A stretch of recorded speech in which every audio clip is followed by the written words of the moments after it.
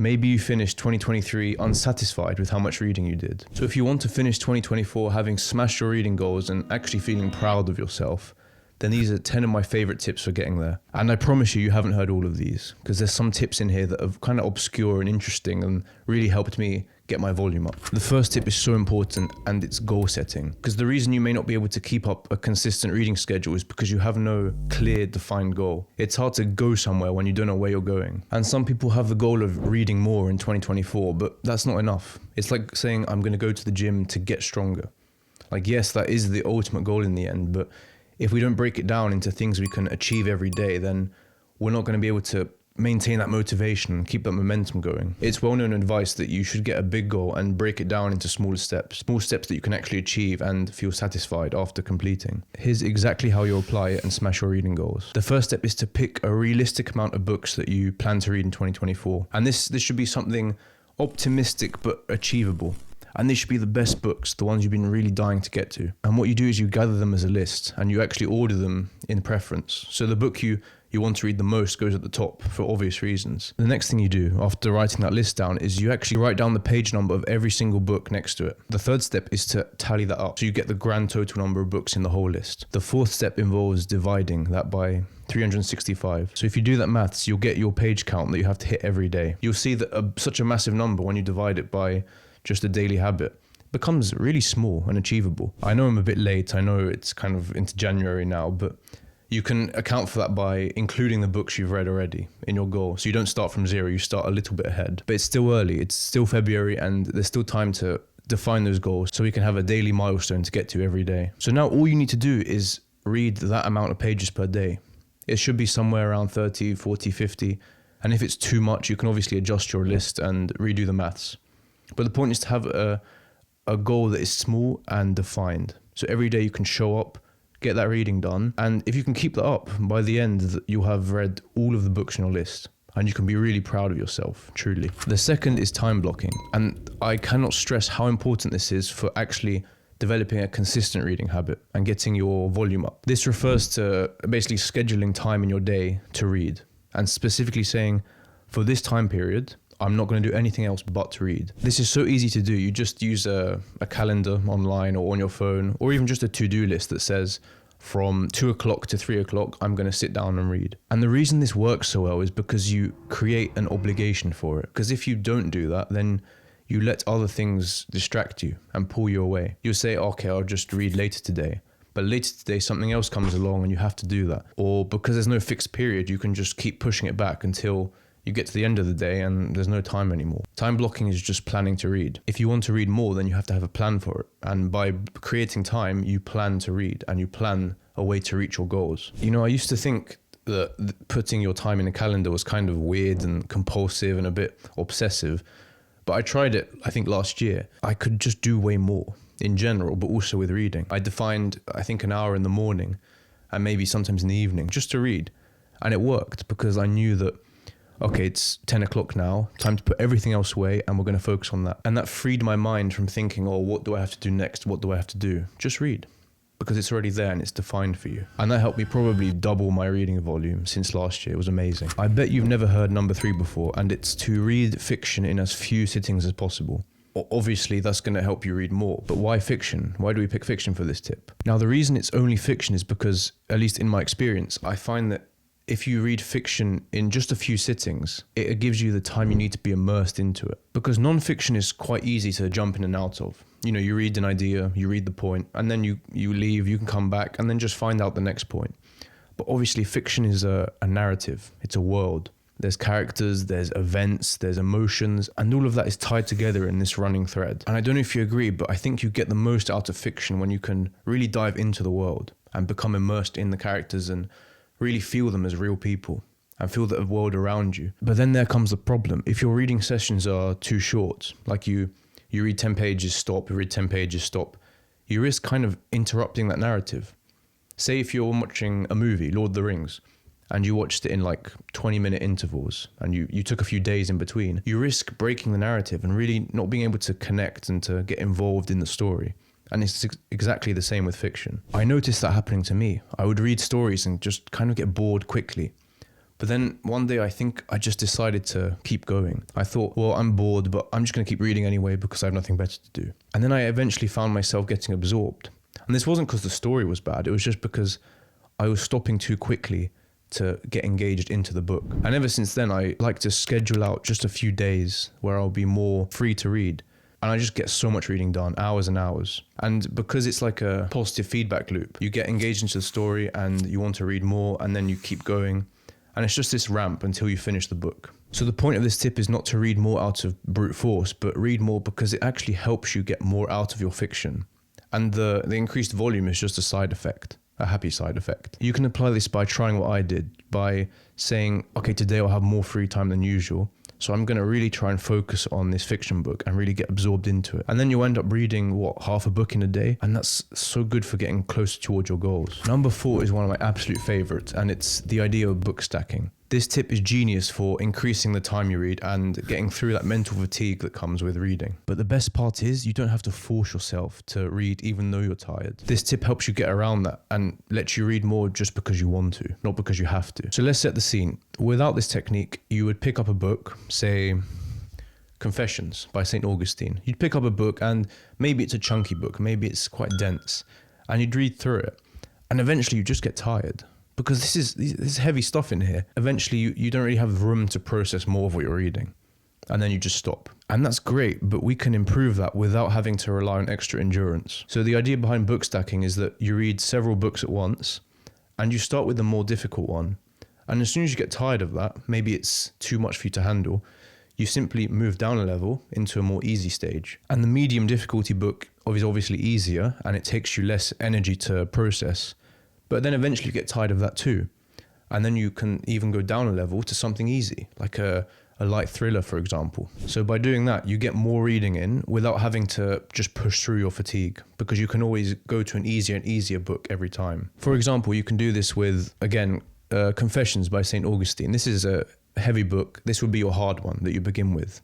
And you can just take this day by day, reading a few pages and really absorbing the ideas. But then say you get tired of that, then you can switch to something lighter but still insightful, like A Night to Remember. This is about the Titanic. Now this book is still insightful and it still challenges you, but it's much easier to read and to process than this, for example. And when both of those books have you tired, have you fatigued, you can just switch to something easy, something that doesn't require much effort at all. And this will usually be fiction. So I like the Metro series, and it doesn't take me much mental energy to read this. So when I'm tired of those, I can just switch to this and get way more reading done. And the best part about this tip is that you can do this with 2 books, or you can do it with 10.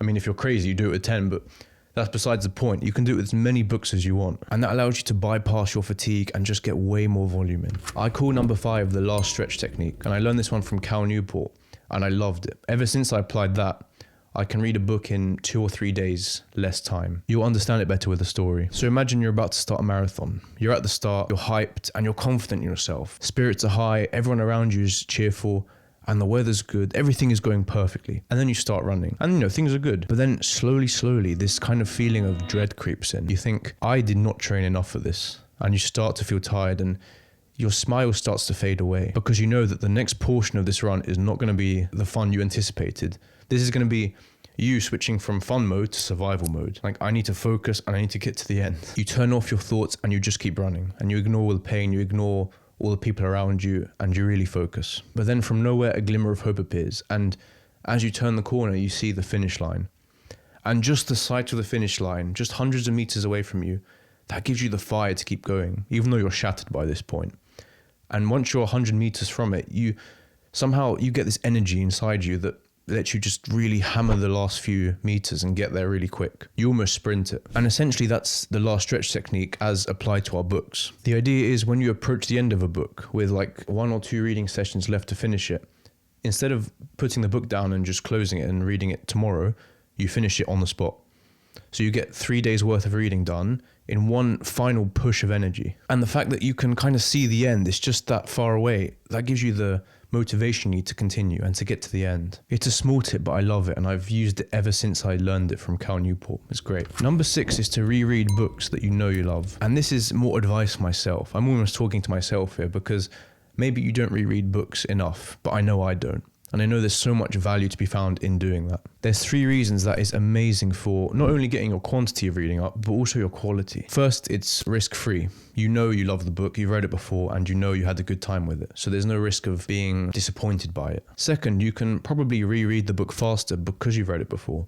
You've already gone through it, so you have that kind of mental map of where the book is going to go and where it's going to take you. And that familiarity lets you go through it much quicker. And number 3, which is perhaps the most important, is because you've already read the book before and you left it and came back maybe years later, your mind is more mature. And that means you can read the same book but extract different wisdom from it, and new wisdom. Things you didn't see before, things you missed, or new connections you can make. So for example, I just recently reread a book called Tribe by Sebastian Junger. And I remember reading this years ago, and I know it was good. But rereading it this time through, I extracted so much more wisdom from the book. It is a great read, by the way, so do check it out. Number 7 is to delete all distractions. I have a small confession to make to you, and it's in the past, when I scheduled 30 minutes of reading, 20 minutes of that was on my phone. Can you see how that's not productive? Your phone especially is a huge time sink, because if it's always there next to you, you're tempted to pick it up and you don't really read. You kind of spend half the time on your phone, half the time on the book at best. So the easiest way to get around that is to simply remove it, get rid of it. The best thing you can do is to put it on silent and just leave it in another room. Alternatively, you could just move it out of sight. Because I kid you not, this works. And if you just get your phone and literally hide it away from yourself, then you're more focused. When I work on my laptop, I get my phone and I put it just behind the screen, so it's out of sight. And somehow, I don't know why, but somehow that helps me stay focused because it's not in my field of vision and I'm not tempted to grab it. I'm not tempted to pick it up and check anything. It's just out of sight, out of mind. And I know this isn't crazy because not only does it work for me, but I think there's some scientific evidence to show that even if your phone is just within your eye shot, it kind of reduces your focus. So that's how you improve your reading. You remove your phone or you just put it out of sight and you're guaranteed to increase the focus of your reading. Number 8 is to have virtue books for the morning and vice books for the evening. But what does that mean anyway? What's virtue and vice? Well, virtue books are educational ones. They're books like non-fiction, things that teach you, things that increase your understanding and wisdom. And on the other hand, vice books are things like fiction, things that don't really demand much mental energy and things that you find easy to read. And before you worry, the terms here are not literal at all.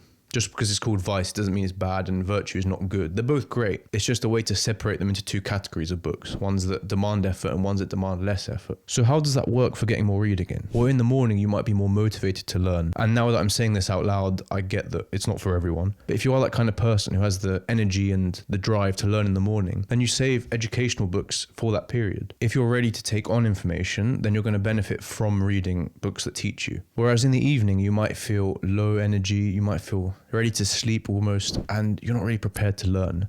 So you save it for fiction, things that don't require you to be awake and to pay much attention. So by using this tip, you work around your energy levels. It lets you get that extra reading in without the stress. You can just chill and enjoy the book in the evening and save educational things for tomorrow morning. Number 9 is to read books that you're truly curious about and not be dragged along by trends on the internet. A lot of people get tired of reading because they don't care about what they're reading. And this happens a lot in school. You're given something to read and you don't care about it in the slightest. You don't give a damn. So how can you expect someone to stay motivated when they don't care about the content? You can't. And bizarrely, this trend kind of keeps up in people. I know that when I began reading properly for the first time, I read things that were popular or trending. And I didn't really care about the topic. I just did it because I felt like I had to. And because I gave into that mindset, I was not enjoying myself deep down. And I think this is especially important today because if you go on Twitter, if you go on YouTube or Instagram and you follow these book accounts, especially non-fiction book accounts, you see the same probably 50 to 100 books being recommended over and over and over again. And it's usually the self-help type of books about learning, about money, about personal development. And it's the same stuff over and over again. And people would see that and think, this is what reading is. I just have to read these books because everyone is telling me to. Screw that noise. Mindlessly choosing those books will have you in that exact position I was in, where you are reading not for your own sake, but for the sake of fulfilling this unspoken reading list. And just to clarify, I have nothing against those self-development books, those, Atomic Habits, 4-Hour Work Week. I like them. I like those books. The point is to not be enslaved by what everyone else is posting about online and to have that self-determination, your own reading habits. Instead, you have to ask yourself, what do I truly care about? What do I truly want to read and what truly interests me? If you're honest and true to yourself and you follow your actual curiosities, then reading becomes effortless. It means you can find meaning in what you read, and it means you have that intrinsic motivation to keep going. It's such a simple tip, but it can change how you approach reading forever. Number 10 is to have a reading ritual. With just a few minutes of thinking, where you are now, you can come up with a way to make reading, the act of reading itself, just more pleasurable and more motivating to do. And the side effect, of course, is to read more. Ain't that great? And you'll do that by creating a reading ritual. And I bet you already have some form of it already. A reading ritual describes anything you pair reading with, whether that's a physical object or an experience or somewhere you go. A reading ritual has nothing to do with the book itself or how you read. It's just the external environment in which you read in. For example, you might love sitting in a cafe as part of your reading ritual. You love to go to a cafe every Friday, get a coffee, and just have that shared atmosphere of focus help you read. I love to read in the morning with a coffee somewhere in the sunlight. And by connecting reading to these simple pleasures, these simple things you love, it makes the act of reading more attractive. The whole experience becomes more enjoyable and you have more of that motivation to sit down and read. Now, because I'm feeling generous and because I forgot to put this in originally, it's a bonus tip. This is number 11. Number 11 is to carry a book anywhere you go. And this is such a good tip for getting more reading in, especially if your work involves commuting or if you're a student in school. All it involves is in the name. You just carry a book wherever you go in your bag. And what this allows you to do is that whenever you have little pockets of time throughout your day, you can just spend it reading.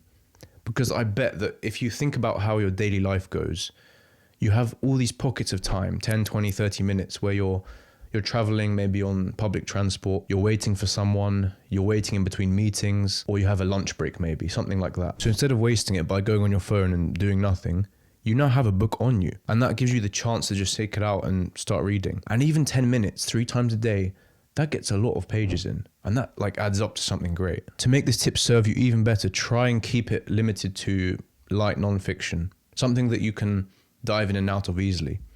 Because obviously you're going to have to put it down quickly and then move on to whatever you were doing. If it was something dense or some fiction book, you would lose the plot because you're having to jump in and out so often. And of course, this is made easier by having an ebook, an e-reader. It's light, it's portable, and you can basically bring a whole library along with you wherever you go. You'll read far more if you can get one of these. And that's it. That's 11 tips on how you can get more reading volume in and really make 2024 a good year for reading. And I promise you that if you can apply maybe at least a few of these, or even just one, you will read so much more this year. And you'll get to the end proud of yourself and you'll be happy with the year that you completed. Thank you so much for watching and I hope this offered you value.